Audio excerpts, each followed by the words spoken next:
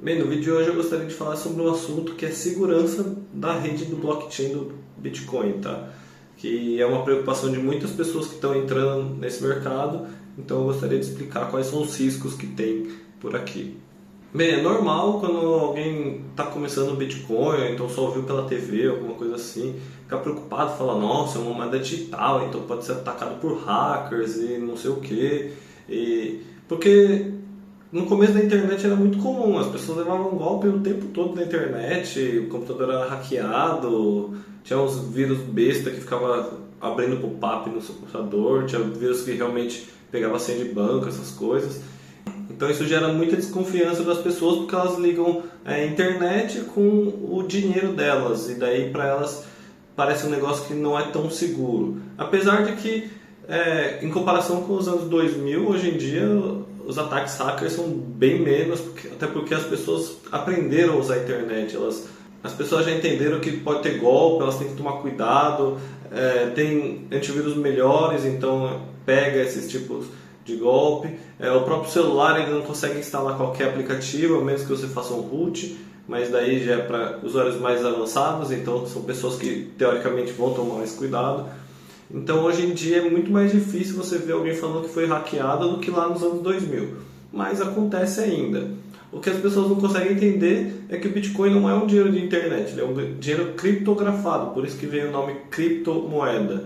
E daí a segurança já é outro nível de segurança aqui, tá? Simples fato de ter uma blockchain, que eu mostrei aqui no vídeo sobre mineração, como que funciona mais ou menos, onde várias pessoas ficam conferindo a transação uma das outras, isso já traz uma segurança muito maior do que só no seu computador.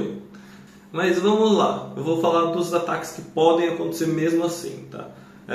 O primeiro que eu gostaria de falar aqui é um que chama Race Attack, que é ataque de corrida. O que é esse ataque? Vamos supor que eu tenho R$10 aqui na minha mão, tenho uma nota de R$10 e vou lá querer comprar uma banana e uma maçã, as duas custam R$10 na feira. Então eu vou na loja de banana, vou dar os R$10, ele vai pegar os R$10 da minha mão, eu vou pegar a banana, quando for na loja de maçã eu não vou conseguir gastar novamente esses mesmos R$10. Na internet eu já consigo mandar para dois lugares ao mesmo tempo se eu for rápido, né? Se eu tiver dois softwares tentando enviar ao mesmo tempo ou alguma coisa do gênero, tá? Então vamos pensar aqui nos bancos, vamos fazer uma transferência para alguém. Então eu consigo entrar em dois celulares, por exemplo, e com a mesma conta de banco enviar dois TED para duas instituições diferentes? Não, por quê? Porque a hora que eu mandar, ela não vai o dinheiro direto, ele vai bater lá no banco, o banco vai receber, até ele receber e processar o pagamento, ele já recebeu o outro, vai bater as duas transações, ele vai escolher uma ou vai cancelar as duas e vai mandar só uma daí pra frente. Então você não consegue com um saldo só enviar para duas contas, tá bom? Porque tem esse ente centralizado que controla essa parte do gasto duplo, tá? Já no Bitcoin é diferente, como ele tem uma rede de mineradores, é descentralizado e tal, alguém pode tentar mandar essas duas transações ao mesmo tempo. As duas transações vão para o mempool e a hora que o minerador pegar essas transações ele vai bater e vai falar, ah não, tem duas transações aqui saindo da mesma carteira, deixa eu ver se tem saldo para fazer essas duas transações. Tem, beleza, ele vai passar. Agora não tem, ele já vai barrar aí. E caso outro minerador pegar o próximo bloco, ele vê a transação seguinte, que não foi minerada ainda, ele vai tentar passar e já não vai mais ter o saldo na carteira, tá? E isso a gente pode ir para o segundo tipo de ataque, que é o tipo de ataque do 51%. 51% na teoria, se alguém conseguir 51% do poder computacional da mineração, ele poderia tentar fazer esse tipo de ataque de duplo gasto, tá? Ele mandaria os dois, como ele tem mais de 50% da mineração, provavelmente ele que vai minerar essa transação, ele vai lá e coloca aqui, ele aceita as duas transações, ele faz uma alteração no código lá do programa dele para aceitar essas duas transações e vai passar para o próximo bloco, tá? Numa situação normal, as pessoas esperam ter 6 confirmações na rede. Então vamos supor que eu tenho um minerador Vamos supor que eu tenho uma máquina aqui, ela é rápida, mas ela minera de vez em quando, eu fico tentando dar ataque de duplo gasto de vez em quando, às vezes vai cair na minha máquina e eu acabo passando esse gasto duplo, tá? Eu acabo passando esse gasto duplo, tá? O problema aqui é que o recomendado é você passar 6 confirmações, então teria que ter 6 blocos seguidos minerados aceitando aquela transação. O que acontece se eu passar? O que acontece se eu passar assim e fraudar esse gasto duplo, né? O próximo minerador que pegar vai ver que está falho isso aqui, ele vai rejeitar uma das transações, vai passar só uma para frente e a outra ele não vai deixar você gastar e daí continua a blockchain normalmente, tá? Com 51% da força computacional, então provavelmente você vai ganhar de novo a segunda vez, e a terceira, e a quarta, e a quinta, e a sexta, e daí confirmaria, tá? E daí sim, mais nenhum minerador vai ficar checando isso. Então, na teoria, poderia ter um ataque de 51%, por causa disso, você vai lá, faz 6 blocos na sequência, e você consegue fazer esse gasto duplo. O problema começa aí que não é... O problema começa que é quase impossível você fazer um ataque de 51%, tá? Primeiro que vamos supor que alguém minere 6 vezes seguidas. Os mineradores iam entrar em consenso que aquilo lá não é muito confiável e poderiam voltar esses 6 blocos para trás e começar de novo da foto que teria, porque a blockchain, como são um conjunto de blocos, sempre vai dar para saber quais foram os blocos minerados. Então dá para você voltar até o bloco Gênesis na teoria, tá? Então qualquer problema assim muito grave poderia fazer o reset, tá? Mas vamos supor que a pessoa foi lá, conseguiu dar esse ataque de 51% e ela vai continuar dando ataque para sempre. Quanto isso custaria? Segundo algumas estimativas, precisariam de 40 milhões de ASICs. ASICs são computadores especializados em minerar Bitcoin, tá? E são bem caros. Se você tentar comprar para minerar essa casa, vai ser um investimento bem alto, provavelmente o valor de um carro, por exemplo, tá? E segundo as estimativas, pelo valor de mercado de hoje, se você for lá e comprar um ASIC lá e multiplicar por esse valor por 40 milhões, daria um valor de 20 bilhões só para você começar a brincadeira, tá? Mas pensa o seguinte, uma coisa é você ir lá pedir um ASIC para a fábrica fazer, outra coisa é você pedir 40 milhões. 40 milhões a fábrica simplesmente não consegue fazer, e para fazer talvez ela aumente o preço e fale, então não é mais 20 bilhões de dólares, seria mais, um valor maior e tal. E fora isso, outras pessoas podem tentar comprar durante esse tempo, até fabricar todos esses ASICs. Então o custo também, 40 milhões de ASICs talvez não vão ser o suficiente para dar esse ataque no futuro, tá? Daqui a 1 mês, 2 meses, 3 meses, não sei. Então precisaria de mais ainda, aumentaria mais ainda o custo. Então 20 bilhões é uma estimativa, mas provavelmente o valor seria muito maior, tá? Até aí, vamos supor, sei lá, 100 bilhões, ainda tem gente que tem essa grana, tem empresas que têm essa grana, ou então, em último caso, até governos poderiam utilizar essa grana para fazer esse ataque, tá? O problema, a partir daí, é o mesmo que eu falei lá na mineração. Você precisa de energia elétrica, essa é a parte principal. E para você dar o ataque, ele custaria aí cerca de 8 bilhões de dólares por hora. Então, em uma hora você minera os 6 blocos, você até consegue fazer as 6 confirmações lá, mas teria aquele problema de voltar todo a blockchain. Então, para você parar mesmo a blockchain, você teria que dar um golpe muito mais prolongado, tá? Então, vamos supor que ninguém tente defender a rede. Então, começa esse ataque e ninguém mais compre computadores para tentar defender a rede, ninguém ligue computador de casa que poderia ajudar a defender a rede e nem nada do gênero. Então seriam quase 8 bilhões de dólares por hora. Se extrapolado para um ano, daria quase 60 trilhões de dólares. Isso é maior do que o PIB dos Estados Unidos, que é de 20 trilhões de dólares. Então mesmo que toda a produção dos Estados Unidos fosse direcionada a isso, não daria, tá? Se fosse pegar só a arrecadação do governo americano, então seria um valor menor ainda do que esses 20 trilhões de dólares. Então não daria para bancar todo esse tempo. E o PIB do mundo inteiro está em 96 trilhões de dólares. Então tipo, seria 60%, 70% do PIB do mundo inteiro. Teria que parar o planeta praticamente para conseguir dar esse ataque aí durante esse tempo prolongado, tá? Mesmo que você fale, vou dar um ataque de um mês, seria o PIB do planeta durante aquele um mês, porque esses 96 trilhões é o PIB anual, mas se você dividir por 12, você teria o PIB aí por mês do planeta, tá? E seria proporcional ao gasto que você teria para atacar a rede do Bitcoin. Isso a gente está falando de hoje, tá? E como com o tempo o hash rate do Bitcoin vai subindo, então cada vez mais vai ficando mais difícil para você fazer um ataque no Bitcoin, tá? Computação quântica. Tem muita gente que fala, se tiver um computador quântico ele vai conseguir fazer o ataque de 51% muito mais fácil, tá? Isso é verdade por um lado.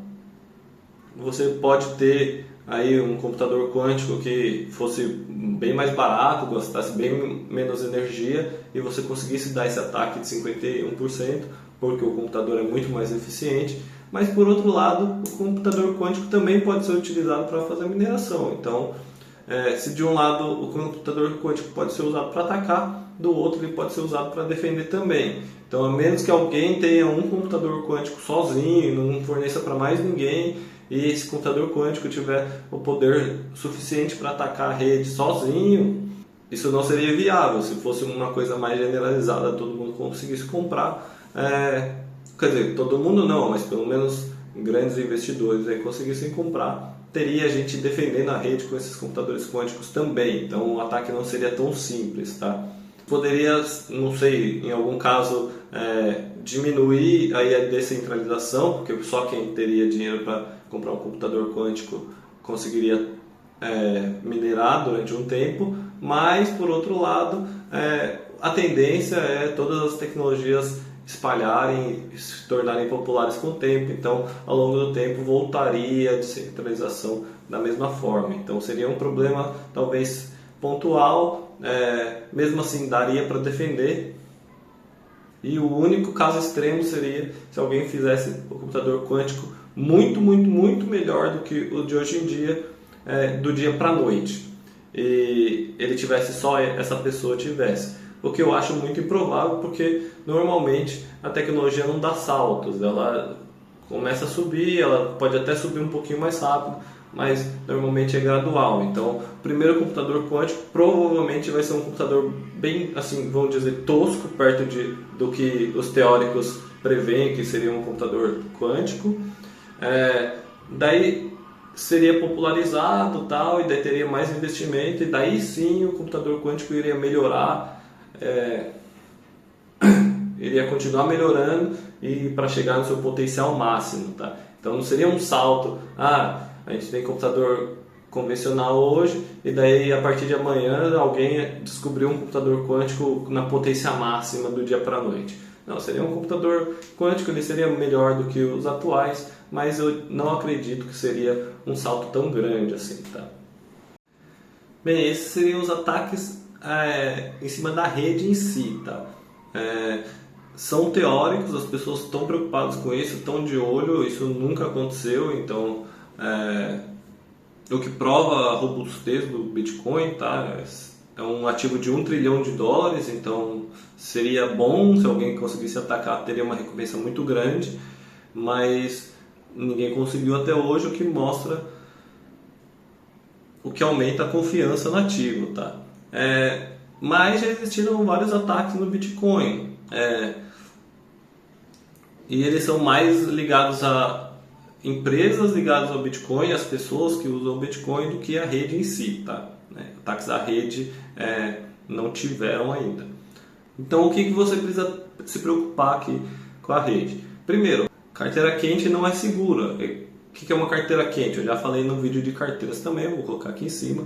Mas carteira quente é uma conta na exchange, você deixa lá o dinheiro lá. Que é aquela lógica de você vai na casa de câmbio, você compra dólar, larga o dólar lá. Não, você pega e leva para casa. Então, você fez lá suas transações que você precisou na exchange, você saca para sua carteira fria que você criou, que pode ser uma Electron ou qualquer outro software. Ou então você pode comprar aquelas hard wallets também, dependendo do valor que você tem, vale muito a pena, tá? Então, se você deixar ali na exchange, a exchange pode ser hackeada. Então, as palavras lá da carteira da exchange podem vazar, ou então alguém invadiu o site da exchange, conseguir enviar bitcoins lá para a carteira dele, ou então mesmo a exchange pode falir, né? Então, esse é um problema, que se a exchange falir, seu dinheiro está com a exchange, não está com você. Então, se ela falir, você perdeu tudo que você tinha guardado lá. Esse era um grande problema no Bitcoin lá no começo, porque as exchanges eram pequenas, elas não tinham tanto sistema de segurança, elas podiam falir também, porque exatamente pelo motivo delas serem pequenas. Ainda falha algumas exchanges, mas hoje em dia já é mais controlado. Poucas exchanges grandes estão falindo, tá? Tudo bem, recentemente faliu o FTX, que era uma corretora muito grande, uma das maiores do mercado, mas se você for ver por esse lado também, ano passado faliram vários bancos nos Estados Unidos, faliu o Credit Suisse, que era um dos maiores do mundo. Então o Credit Suisse era muito maior que a FTX, então isso pode acontecer em qualquer mercado. Então o bom do Bitcoin é que você consegue ter essa custódia própria, então você garante a sua segurança, você não precisa depender de terceiros. E aqui que entra o próximo problema. O próximo problema é a autocustódia. Tem muita gente que tem medo dessa parte, mas se você estudar direitinho, dá para fazer tranquilamente aí na sua casa, tá? Eu fiz um vídeo aqui da carteira também, que eu explico melhor quais os cuidados que você tem, mas vamos supor, você escreveu suas palavras no bloco de notas do computador, ou então mandou por e-mail. Pelo amor de Deus, e-mail é a última coisa que você tem que pensar em fazer com essas palavras. Normalmente você anota num papelzinho,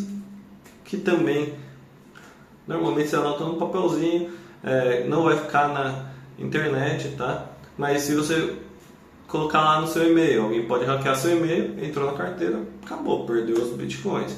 Você coloca no Word lá dentro do seu computador, alguém pode colocar um arquivo malicioso no seu computador, pegar isso. É mais difícil do que o e-mail, mas ainda pode acontecer. Mas você anotou no papelzinho e guardou na sua casa, só se alguém invadir a sua casa para pegar. Então você já está dificultando mais ainda. Se você guardar direitinho no lugar que ninguém tem acesso, daí é mais difícil você perder seus bitcoins que estão na sua custódia, tá? Outro problema que tem na autocustódia é que você tem que cuidar das suas palavras também. Vai que você precisa lá no futuro. Então, tem muita gente que esquece se é de banco o tempo todo, essas coisas. Então, você tem que guardar num lugar seguro. Você não pode perder o papel que você anotou, suas palavras. Você não pode derramar água, qualquer coisa do gênero. É bom você fazer mais de uma cópia, caso você perca uma. Pode acontecer algum acidente, ninguém sabe, né? Então, esse é um problema que você tem que realmente tomar cuidado aqui no Bitcoin, tá? E por último, eu gostaria de falar alguns ataques que podem ter em outras redes sem ser do Bitcoin, tá? Uma delas é o ataque de DOS, que pode travar uma rede de uma blockchain, tá? Então, vamos supor, se você começar a mandar muitas transações, ninguém vai conseguir fazer nenhuma transação, porque as suas vão ficar na frente, vão acabar bloqueando totalmente a blockchain, porque tem aquele limite de 3 MB no Bitcoin, e outras blockchains têm outros limites, mas sempre tem um limite. Então, se a pessoa conseguir enviar transações o suficiente, ela pode, de uma carteira para outra, vai e volta, transações de 1 centavo ali. Então, você consegue mandar várias transações de 1 centavo de uma carteira para outra.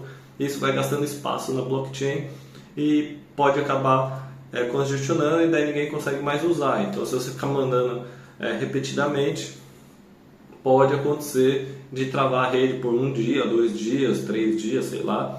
e isso vai afetar muitos usuários e vai cair a confiança nessa criptomoeda. No Bitcoin é mais difícil, porque tem as taxas, então você não consegue ficar mandando 1 centavo, sendo que você tem que pagar $1 de taxa, por exemplo. Então você vai acabar gastando muito dinheiro para tentar fazer esse ataque de DOS. Pode acontecer também, mas até hoje também não aconteceu, provavelmente por causa das taxas, até porque quanto mais transações que você coloca, mais as taxas vão subindo. Então se você tenta fazer esse ataque, daí seu custo começa a subir. Quanto mais vezes você fazer esse ataque, maior é o seu custo, e daí se torna praticamente inviável.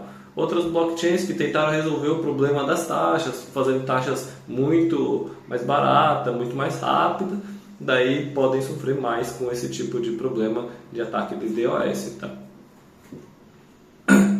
Tem outros problemas, que tem algumas blockchains que tem validadores, que eles chamam de oráculos, então você pode tentar atacar o oráculo e causar algumas deformações na rede, mas eu não vou entrar tanto assim no detalhe, porque daí já são outras redes, outras blockchains que não são a do Bitcoin, e eu não queria perder o foco aqui, tá? Então é isso, se você curtiu essa dica, não esquece de deixar aquele like que ajuda o canal, e para conhecer mais, entender melhor o mercado Bitcoin, até o mercado cripto também, não esquece de seguir e ativar o sininho, que eu vou falar mais, e daqui a pouco eu começo a falar de outras criptos também, tá bom? Valeu!